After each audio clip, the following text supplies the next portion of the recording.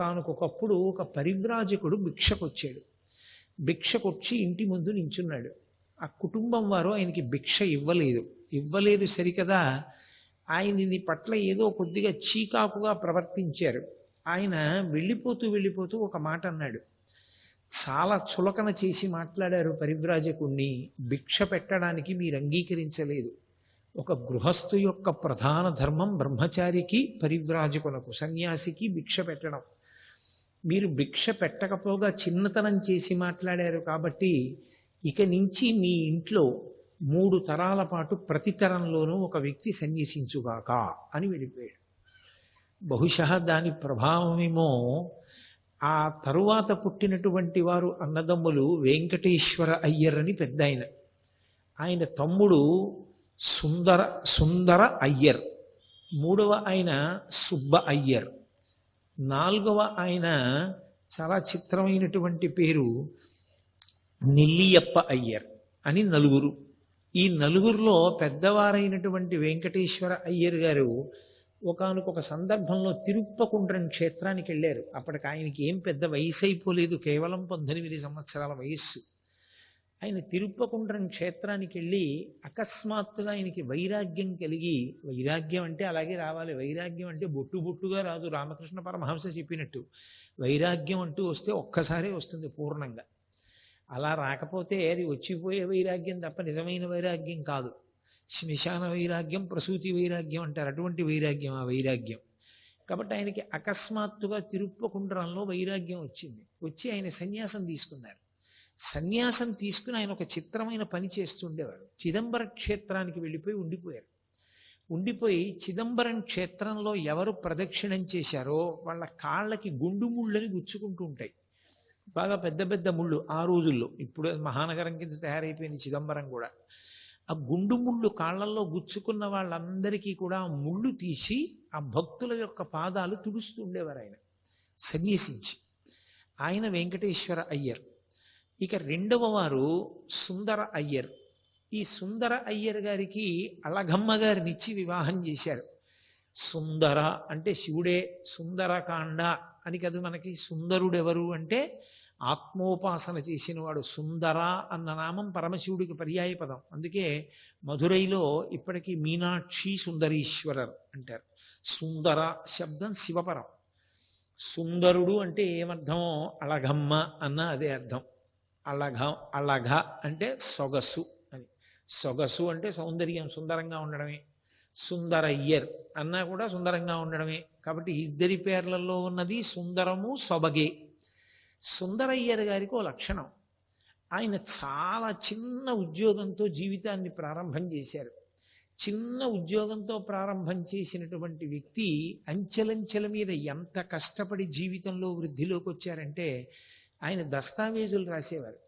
రాస్తూ ఆ రోజుల్లో న్యాయ సంబంధమైనటువంటి వృత్తి విద్య ఉత్తీర్ణుడు కాకుండానే ఆయనకున్న అనుభవం రీత్యా ఆయనని న్యాయవాదిగా గుర్తిస్తూ పట్టా ఇచ్చేది ప్రభుత్వం.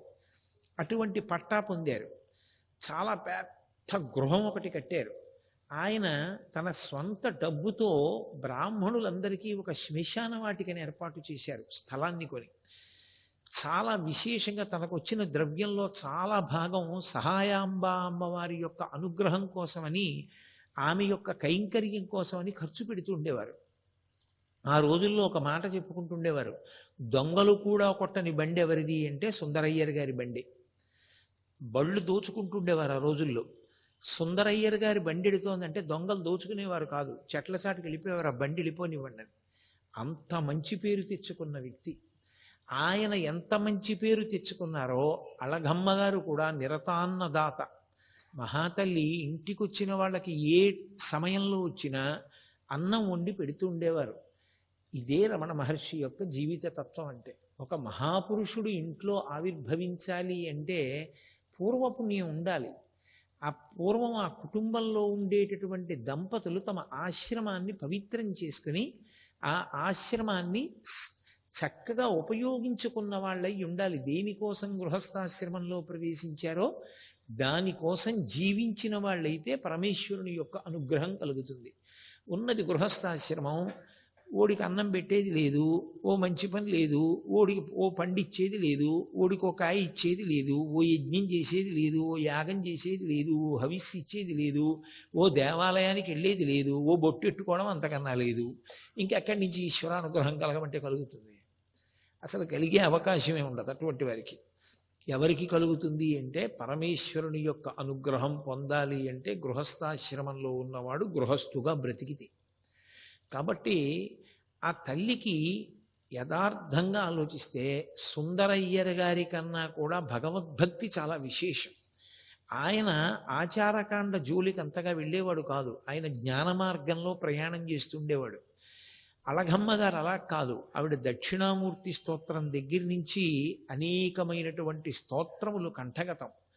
ఆవిడ వేదాంతం అంటే ఆవిడికి చాలా ప్రీతి. అసలు మీరు జాగ్రత్తగా గమనిస్తే మీకు ఒక చిత్రమైన విషయం బోధపడుతుంది.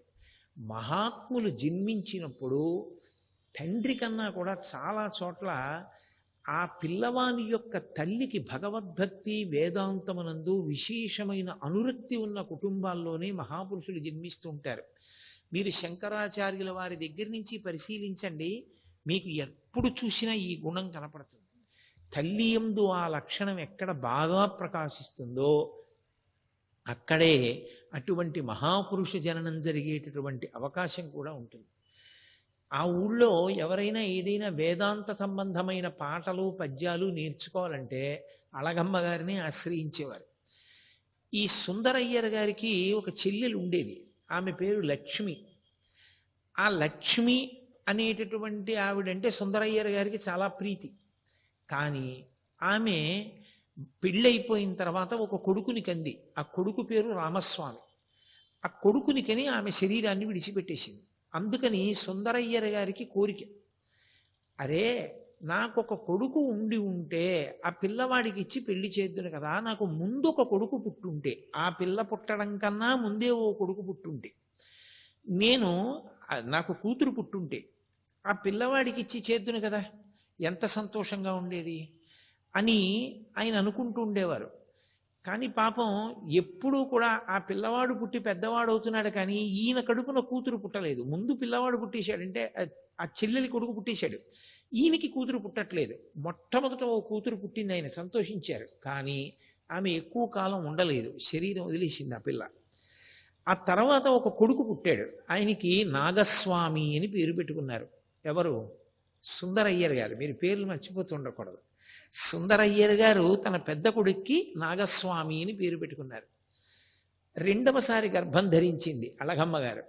ఈసారైనా ఆడపిల్ల పుడుతుందేమో, ఆడపిల్ల పుడితే ఆ ఆడపిల్లని తన చెల్లెలు కొడుక్కిచ్చి రామస్వామికి ఇచ్చి వివాహం చెయ్యాలి అని ఆయన కోరిక. అళగమ్మ గారు పురిటి నిప్పులు పడుతోంది. అళగమ్మ గారి అత్తగారు అంటే సుందరయ్యర్ గారి తల్లిగారు లక్ష్మీ అమ్మాళ్ ఆవిడ పేరు. లక్ష్మీ అమ్మాళ్ గారును ఒక కళ్ళు లేని ఆవిడ, ఒక వృద్ధురాలు పురుడు పోస్తున్నారు.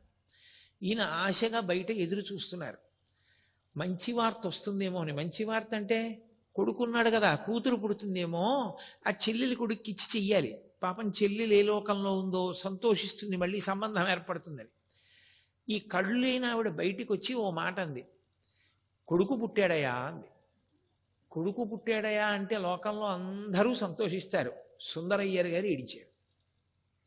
ఆవిడంది ఎందుకు ఏడుస్తున్నావు అంది. ఈసారి కూతురు పుట్టలేదు, పుట్టిన కూతురు వెళ్ళిపోయింది, ఈసారైనా కూతురు పుడుతుందేమో ఆ మేనల్లుడికి ఇద్దామంటే ఆ పిల్ల దక్కలేదు. ఆ మొట్టమొదట పుట్టిన పిల్ల, ఇప్పుడు ఆడపిల్ల పుట్టలేదు, మళ్ళీ మగపిల్లాడు పుట్టాడు. ఆ వచ్చి చెప్పిన ఆవిడెవరు? కళ్ళు లేని ఆవిడ. ఆ కళ్ళు లేనావిడ వచ్చి చెప్తోంది, ఎందుకయా అంత బాధపడతావు? అపారమైన తేజోమూర్తి, కారణజన్ముడు, మరొక పరమేశ్వరుడయా నీ కడుపున పుట్టినవాడు, వెళ్ళి చూసుకో, నీకు ఆ బాధ ఉండదు అంది. కళ్ళు లేనావిడ ఏం చూసింది, ఎలా చూసింది ఆ పిల్లాన్ని అంటే, బహుశः పుట్టిన పిల్లవాని యొక్క అపారమైనటువంటి తేజస్సు కన్నులు లేకపోయినా ఆ తల్లికి దర్శనమయ్యి ఉండాలి అని మనం అనవలసి ఉంటుంది అంతే. సరే, ఆ పిల్లవాడిని చూశారు, సంతోషించారు. తన పెద్దన్నగారు వెంకటస్వామి అయ్యర్ వారు సన్యసించారు కదా తిరుప్పకుండ్రం వెళ్ళి, అందుకని ఆ అన్నగారి పేరు ఉంచుకుందామని తమకి అత్యంత ప్రీతిపాత్రమైన దైవం వెంకటేశ్వర స్వామి. ఆ వెంకటేశ్వర స్వామి వారి పేరు ఉంచుకోవాలనేటటువంటి ప్రయత్నంలో ఆ పిల్లవాడికి వెంకటేశ్వర అని పేరు ఉంచారు. సరే, ఆ పిల్లవాడు పుట్టినటువంటి సంవత్సరం ప్రమాదీనామ సంవత్సర మార్గశీర్ష బహుళపక్ష విదియ పునర్వసు నక్షత్రం. రామచంద్ర ప్రభువు యొక్క నక్షత్రంలో పునర్వసు నక్షత్రంలో పుట్టాడు ఆ పిల్లాడు. సరే, చాలా సంతోషించారు. ఆ తర్వాత మళ్ళీ ఇంకో కొడుకు పుట్టాడు.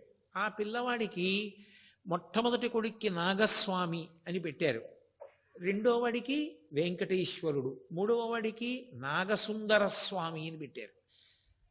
ఆఖరణ ఆడపిల్ల పుట్టింది. ఆ పిల్లకి అమ్మయ్య అని సంతోషించి అలమేలుమంగ అని పేరు పెట్టారు. అలమేలుమంగ అని మనం అంటాం కానీ అసలు నిజానికి అలర్మేల్మంగ అది. కాబట్టి అలమేలుమంగ అని పేరు ఇచ్చారు. 4 సంతానం. ఇందులో నేను ప్రముఖంగా ప్రస్తావించినటువంటి వ్యక్తి వెంకటేశ్వరుడు. ఆయన గురించి మీతో నేను ప్రస్తావన చేశాను. ఈ పుట్టినటువంటి రెండో పిల్లాడు అపారమైనటువంటి దేహదారుఢ్యం. ఎంత దారుఢ్యం అంటే ఎప్పుడైనా ఎక్కడైనా ఆటలాడితే ఆ పిల్లవాడిదే బహుమానం. ఎక్కడైనా మాట పంతం వచ్చిందా, పొరపాటునైనా సరే ఒక మాట అన్నాడా, ఆ పంతం నెగ్గించుకోవలసింది. అంత విశేషమైనటువంటి పంతం ఉన్నటువంటి పిల్లవాడు. ఆ తిరుచులి గ్రామంలో సరి అయినటువంటి విద్యా సౌకర్యం లేని కారణం చేత సుందరయ్యర్ గారు తన తమ్ముడు సుబ్బయ్యర్ దిండిగల్లో పనిచేస్తున్నాడు. అప్పట్లో ఆయన సబ్ రిజిస్ట్రార్ ఆఫీస్లో హెడ్ గుమాస్తాగా పనిచేస్తున్నారు. ఆ తిండిగల్లో పనిచేస్తున్నటువంటి తన సోదరుడైనటువంటి సుబ్బయ్యర్ గారి దగ్గరికి పంపించారు పెద్ద కొడుకైనటువంటి నాగస్వామిని, రెండవ కుమారుడైనటువంటి వెంకటేశ్వరుణ్ణి. మీరు పేర్లు జాగ్రత్తగానే పట్టుకోగలరు అనుకుంటున్నాను నేను. ఆ ఇద్దరు కొడుకులు పినతండ్రి గారైన సుబ్బయ్యర్ గారి దగ్గరికి వెళ్ళారు. వెళ్ళి అక్కడ చదువుకుంటున్నారు. వాళ్ళు చదువుకుంటున్న రోజుల్లో ఒక విచిత్రం జరిగింది. ఈ వెంకటేశ్వరుడు అన్న పిల్లవాడు ఉన్నాడే, సుందరయ్యర్ గారి రెండో కొడుకు, ఇతను ఎటువంటి నిద్రపోయేవాడంటే అసలు అటువంటి నిద్ర ఇక ప్రపంచంలో ఎవరికీ ఉండదు. అంత ముద్దు నిద్ర. అతను నిద్ర లేచి ఉండగా ఆటలాడితే ప్రతి ఆటలోనూ గెలుస్తాడు, ఎవరినైనా కొట్టగలడు. అందుకని పిల్లలకు ఆయన అంటే చాలా కక్ష ఉండేది. ఈ కక్ష ఉన్న పిల్లలు ఏం చేసేవారంటే ఆయన నిద్రపోయినప్పుడు బాగా నిద్రపోయడం చూసి 2 చేతులతో పట్టి పైకెత్తి నడిపించి తీసుకెడుతుండేవారు. ఇంట్లోంచి నిశ్శబ్దంగా తీసుకెళ్ళిపోయి దూరంగా ఎక్కడో ఏటి ఒడ్డునో పడుకోబెట్టి అందరూ కర్రలు తీసుకొచ్చి కొట్టేసి చేతులతో గుద్దేసేవారు, ఒళ్ళంతా గిల్లేసేవారు. ఆయనకి తెలివి వచ్చేది కాదు. ఆయన్ని మళ్ళీ 2 చంకల కింద చేతులు వేసి మళ్ళీ నడిపించుకుంటూ తీసుకొచ్చి ఇంట్లో పడుకోబెట్టేసేవాడు. ఆయన మరునాడు ఉదయం నిద్ర లేచి యథాప్రకారంగా పాఠశాలకు వెళ్ళిపోయేవాడు. వెళ్ళిపోయి ఒంటి మీద ఎక్కడో ఆ గిల్లులు చూసుకుని ఏమిటివన్నీ అని అడిగితే పక్క పిల్లలు చెప్పేవారు, మేమే నిన్ను గుద్దేశాన్ని తీసుకెళ్ళారు. ఆయనకు అప్పుడు తెలిసేది వాళ్ళు గుద్దారు గిల్లారు అని. అసలు అప్పటి వరకు ఆయనకి తెలిసేది కాదు. అసలు గమ్మత్తంతా అక్కడుంది. అసలు శరీరం నిద్రలోకి వెళ్ళిపోయిన తర్వాత ఏం జరిగినా తెలుసుకోలేనటువంటి బండతనాన్ని శరీరం పొందడం ప్రారంభించింది అంటే అది సామాన్యమైన నిద్ర కాదు. ఆ పిల్లవాడికి తన ప్రమేయం లేకుండా తనకి తెలియకుండానే సమాధి స్థితిలోకి వెళ్ళేటటువంటి లక్షణం. ఆ సమాధి స్థితిలో ఉండగా శరీరం ఎంత బడలిపోయినా, అసలు శరీరం ఏమైపోయినా దాంతో సంబంధం లేకుండా ఉండగలిగినటువంటి స్థితి బాల్యంలోనే పొటమరించాయి. ఇప్పుడు నాకు చెప్పండి రమణతత్వం ఏమిటో. రమణ మహర్షి యొక్క తత్వం ఏమి అని నన్ను అడిగారు అనుకోండి, నేనేం చెప్పవలసి ఉంటుందంటే కొన్ని కోట్ల జన్మల పాటు సాధన చేసి చేసి చేసి చేసి చేసి చేసి శరీరం విడిచిపెట్టేసినటువంటి వ్యక్తికి పరమేశ్వరుడు ఇది చిట్ట చివరి జన్మ, నువ్వు ప్రారంధం అనుభవించడానికి ఆఖరిసారి వెడుతున్నావు అని నిర్ణయం చేసి పంపినప్పుడు ఆయన భవిష్యత్ జీవితాన్ని దృష్టిలో పెట్టుకుని ఆయనకు ఒక అపూర్వమైన శక్తిని కల్పించి పంపాడు. ఇది మీకు ప్రారంభంలో వినడానికి చాలా విచిత్రమైన విషయంలా అనిపిస్తుంది. అదేమిటి అంత కొట్టినా తెలివి రాకపోవడం ఏమిటి అని. ఎంత తెలివిరాని స్థితిలో ఉండేవారంటే ఆ సుబ్బయ్యర్ గారికి ఒక కొడుకు ఉండేవాడు, అతని పేరు శ్రీనివాస అయ్యర్. ఆ ఆ శ్రీనివాస అయ్యర్ పుట్టినరోజు జరిగింది ఒకప్పుడు. అన్నగారి కొడుకులు కదూ, నాగస్వామిని ఈ వెంకటేశ్వరుడును, వీళ్లతో సమానంగా పెంచేది మహాతల్లి శేషయ్యర్ గారి భార్య. కన్న కొడుకు పుట్టినరోజు వచ్చింది. వాళ్ళు ఇతను తొందరగా పడుకునేవాడు వెంకటేశ్వరుడు. వాళ్ళు అన్నారు, మేము చీకటి పడిందిరా, దేవాలయానికి వెడతాం, వెళ్ళి దేవాలయంలో దర్శనం చేసుకుని భగవతికి నమస్కారం చేసుకుని వస్తాం, నువ్వు ఇంట్లో పడుకో, మేము వచ్చి తలుపు కొట్టాక తలుపు తీయన్నారు. అలాగేనన్నాడు. వాళ్ళు వెళ్ళిపోయారు గుడికి. ఈయన తలుపులన్నీ వేసేసుకుని పడుకుని నిద్రపోయాడు.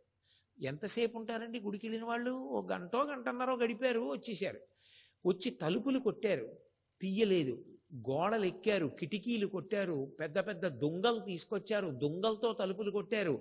వీధిలో వాళ్ళందరూ వచ్చేసారు, ఊళ్ళో వాళ్ళందరూ వచ్చేసారు, పెద్ద పెద్ద కేకలేశారు, డప్పులు కొట్టారు, అరుపులు అరిచారు, లేవలేదు. ఆఖరికి ఒక వ్యక్తి ఇంటి గోడ దూకి లోపలికి వెళ్ళాడు. లోపలికెళ్ళి ఈ పిల్లవాడు పడుకుని నిద్రపోతున్నటువంటి గది తలుపు తీయాలి, తాళం వేసుకున్నాడు, బయట వేసి పడుకున్నాడు. ఈ తాళం తీయడానికి లేస్తే కదూ, ఎంత అరిచినా ఆ తలుపు సందులోంచి కర్ర పెట్టి కొట్టినా లేవట్లేదు. చాలామంది అనుకున్నారు ఆ ఊళ్ళో వాళ్ళు, ఆ పిల్లాడికి ఏదో జరగరాని ప్రమాదం ఏదో జరిగిపోయింది అనుకున్నారు. మారు తాళం చెవులు తీసుకొచ్చారు. మొత్తం మీద ఏదో ఒక తాళం చెవికి ఆ తాళం ఊడింది. లోపలికి వెళ్ళారు. ఈ పిల్లవాడు శుభ్రంగా ఊపిరి తీస్తున్నాడు, పడుకున్నాడు. ఏమిటి వీడు లేవడు, దొంగ నిద్రేమోనని అందరూ కలిసి కొట్టేశారు. అందరూ కలిపి గిల్లేశారు, రక్కేశారు, ఎత్తి పడేశారు. వాడు నిద్ర లేవలేదు. వాడు ఎప్పుడో తనంత తాను తెలివి వచ్చింది ఆ పిల్లాడికి. వచ్చి వాడు అన్నాడు, కొన్ని గంటలు అయిపోయిన తర్వాత, ఎందుకున్నారు మీ అందరూ నా చుట్టూ అని అడిగాడు. ఎందుకున్నారు ఏమిట్రా, నువ్వు నిద్రపోయావా, అసలు ఏమైపోయావురా, ఇది ఎక్కడ ప్రారంధం రా, ఇంతమంది వచ్చి గోడ దూకి దొంగతాళంతో తలుపు తీసి మారుతాళంతో లోపలికి వచ్చి కొట్టి గిల్లి రక్కి చేసిన నిద్రలేవా, ఏమిట్రా నీకు నిద్ర అని అడిగారు. ఆయన అన్నాడు, నాకు అలాగే నిద్ర పట్టేస్తుంది, నాకు తెలియదు, పడుకుంటే అలాగే నిద్ర పడుతుంది అన్నాడు. అంటే నిద్రలో నడిచే అలవాటు కాదు, ఆయన నిద్రలో తీసుకెళ్ళి కొట్టేస్తుండేవారు స్నేహితులు. అంత నిద్రపోయేవాడు. అది సామాన్యంగా ఎవరికీ లోకంలో అలా నిద్రపడుతుంది అని చెప్పడం సాధ్యమయ్యే విషయం కాదు. ఆయన శరీరం సమాధిలోకి వెళ్ళిపోయినప్పుడు ఆ శరీరానికి ఏమైపోయినా సరే తెలియని తత్వం ప్రారంభమునందే అంకురించింది. అసలు ఆ స్థితికి వెళ్ళడం మాట దేవుడెరుగు. ధ్యానం చేసుకునేటప్పుడు మీ పంచేంద్రియములు మనస్సు కలిపి మీరు దేన్ని ధ్యానం చేస్తున్నారో దాని మీద కొద్దిసేపు నిలబెట్టడం సాధ్యం కాదు. కొద్దిసేపు అంటే నిమిషాలు అనుకోకండి, కొన్ని సెకండ్లు నిలబెట్టడం సాధ్యం కాదు. ఏదో భగవంతుని యొక్క పాదముల వంక చూసి ఆయన పాదముల మీద దృష్టి నిలబెట్టి ధ్యానం చేద్దామంటే 2-3 క్షణాల్లో మనసు వెంటనే జారిపోయి ఇంకొక వైపుకి వెళ్ళిపోతుంది. ధ్యానంలోనే నిలబడినటువంటి మనస్సు ఆత్మయందు లయం అయిపోయి అసలు మనస్సు ఇంద్రియములు పనిచేయడం పూర్తిగా ఆగిపోతే అంత గాఢమైనటువంటి సుషుప్తి సమానమైన స్థితికి వెడితే సమాధి. అంత గొప్ప స్థితికి ఎంత సాధన చేస్తే వెళ్ళగలరు. ఏ సాధనా బలం లేకుండా పిల్లవాడు కనీసం అతనికి అది సమాధి అని తెలియదు, అది సుషుప్తి అని తెలియదు. అతను ఏ వేదాంత శాస్త్రం చదువుకోలేదు, అతను ఏ గురువు గారికి శుశ్రూష చేయలేదు, అతను ఏమీ తెలుసుకోలేదు. తెలుసుకోకుండా అతనికి సంభవం అయింది. అప్పుడు ఏమని చెప్పవలసి ఉంటుంది? అకస్మాత్తుగా కోట్ల మందిలో ఒకరికి వచ్చే జబ్బు కాదది, అది ఈశ్వరుని యొక్క కృప. ఆయనకి సంచితం పూర్తి అయిపోయింది. ఇన్ని కోట్ల జన్మలలో ఆయన చేసిన సాధనం అది చివరి జన్మలో పండాలి.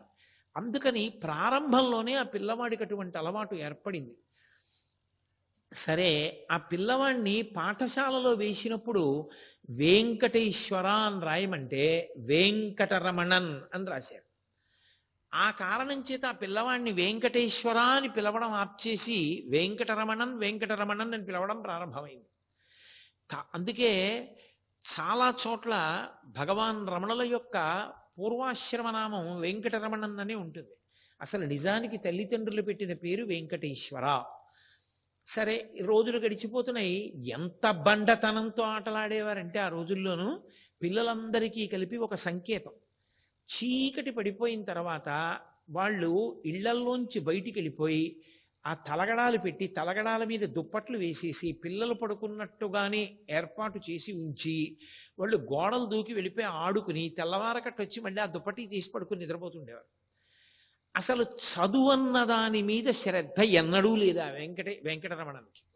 చదువుకుందామన్న తాపత్రయం కానీ చదువుకోవాలన్న జిజ్ఞాస కానీ ఆయనకి లేనే లేవు. కానీ ఆయన గొప్పతనం ఏమిటంటే ఆయన ఏకసంతాగ్రాహి. ఆ కారణం చేత ఎవరైనా పాఠం చెప్పే ఉపాధ్యాయుడు ఆ ప్రశ్నకి జవాబు ఏమిటి, ఆ పద్యం ఏమిటి చెప్పని ఎవరినైనా అడిగితే ఆ పిల్లవాడు పద్యం చెప్పిన తర్వాత ఒక్కసారి విని ఈయనకు వచ్చేసేది. ఈయన నువ్వు చెప్పు అంటే యథాతథంగా చెప్పేసేవాడు. చెప్పేసి బయటికి వెళ్ళగానే తరగతి గదిలోంచి దాన్ని తుమ్మేసినట్టుగా విడిచిపెట్టేసి వెళ్ళిపోయేవారు మళ్ళీ ఆటలే. తప్ప పుస్తకం తీసింది లేదు, చదువుకున్నది లేదు, పేసవుదామన్న ధోరణి అసలే లేదు. కాలం గడిచిపోతోంది అలాగా. ఈలోగా ఆ సుబ్బయ్యర్ గారికి మధురై బదిలీ అయింది. కాబట్టి ఈ ఇద్దరు పిల్లల్ని తన కొడుకుని భార్య తీసుకుని సుబ్బయ్య అయ్యర్ గారు మధురై వచ్చేశారు.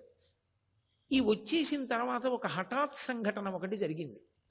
అక్కడ వాళ్ళు మధురైలో ఉన్నటువంటి సమయంలో అకస్మాత్తుగా ఈ వెంకటరమణన్ మరియు నాగస్వామి అనబడేటటువంటి పిల్లల యొక్క తండ్రి అయినటువంటి సుందరయ్యర్ గారు గొప్ప సుస్థి చేసింది. పాపం గబగబా వెళ్ళాడు ఈ సుబ్బయ్యర్ గారి పిల్లల్ని తీసుకుని. 3-4 రోజుల తర్వాత ఆయన శరీరం వదిలిపెట్టేశారు. అకస్మాత్తుగా భర్త చనిపోవడంలో అలగమ్మ గారు విపరీతమైన దుఃఖానికి వశురాలయ్యింది. అప్పటికి ఆఖరి ఆడపిల్ల చాలా పసిపిల్ల, దానికి పెద్దగా ప్రాయం వచ్చినటువంటి పిల్ల కాదు, అంత చిన్న పిల్లలు. అందుకని సుబ్బయ్యర్ గారు అన్నారు, ఇంతమందిని పోషించడం కష్టం కదా, 2 పిల్లల్ని తీసుకెళ్లి మధురైలో నేనే చదివిస్తానని పెద్దవాళ్ళిద్దరిని అంటే నాగస్వామిని వెంకటరమణన్ని తనతో తీసుకుని వెళ్ళిపోయారు. ఇక మిగిలినటువంటి వాళ్ళు 2, ఆ అలమేలుమంగ, ఆ పైన పుట్టినటువంటి నాగసుందర స్వామి. ఈ 2 పిల్లల్ని రెండో తమ్ముడైనటువంటి ఆ నెల్లియప్ప అయ్యర్ తీసుకెళ్ళి ఆయన చదివిస్తున్నారు. వీళ్ళు ఉండడం మాత్రం కొంతకాలం తిరుచులిలోనే ఉన్నారు అలగమ్మ గారు వాళ్ళును. వస్తుండేవారు పోతుండేవారు పిల్లలు బావమరిది. కొన్నాళ్ళు అయిపోయిన తర్వాత మానామధురై అనబడేటటువంటి ఊళ్ళో పనిచేస్తున్నటువంటి నెల్లియప్ప అయ్యర్ గారి దగ్గరికి అలగమ్మ గారు కూడా వెళ్ళిపోయారు. ఈ పిల్లలిద్దరూ మధురైలో చదువుకుంటూ ఉండేవారు. పెద్ద పిల్లలిద్దరూ సుబ్బయ్యర్ గారి దగ్గర చదువుతున్నారు. అక్కడ కౌండిన్య నది అని ఒక నది, ఒకానొకప్పుడు విపరీతమైనటువంటి క్షామం వస్తే కౌండిన్య మహర్షి పరమశివుణ్ణి స్తోత్రం చేశాడు. పరమశివుడు అనుగ్రహించి ఆ నదిని ప్రవహింపచేశాడు. అందుకని ఆ మహర్షి పేరు మీద కౌండిన్య నది అనేటటువంటి నది ఆవిర్భవించింది. అక్కడ ఈ పిల్లలందరూ రాత్రివేళ అయ్యేటప్పటికీ సంకేతం వాళ్ళకి వైఘై నది ఇసుక తిన్నెలు ఉండేవి. ఈ పిల్లలు రాత్రి నిద్ర లేచి నేను వైఘై ఇసుక తీరంలో ఉన్నాను అని చెప్పడానికి ఒక్కొక్క పిల్లాడికి గుర్తుగా ఒక్కొక్క రాయి పెట్టుకున్నారు. ఆ రాయి తీసుకొచ్చి దేవాలయం యొక్క తలుపు దగ్గర పెట్టి వెళ్ళిపోయేవారు. ఒక్కొక్కడు రాత్రి నిద్ర లేవడం, గోడ దూకి రావడం, ఓ 2 తలగడాలు పెట్టడం, దుప్పటి పెట్టేయడం, వచ్చి రాళ్ళు చూసుకోవడం, ఆ రాళ్ళని బట్టి గుర్తుపట్టేవారు. ఫలానా వాడు వచ్చాడు, ఇప్పటికే వైఘై తీరంలో ఉన్నాడని. వీళ్ళందరూ అక్కడ ఎన్ని రాళ్ళు ఉన్నాయో అంతమంది పిల్లలు వైఘై తీరంలో ఉన్నారని గుర్తు. సర్వం శ్రీ ఉమామహేశ్వర పరబ్రహ్మార్పణమస్తు. స్వస్తి.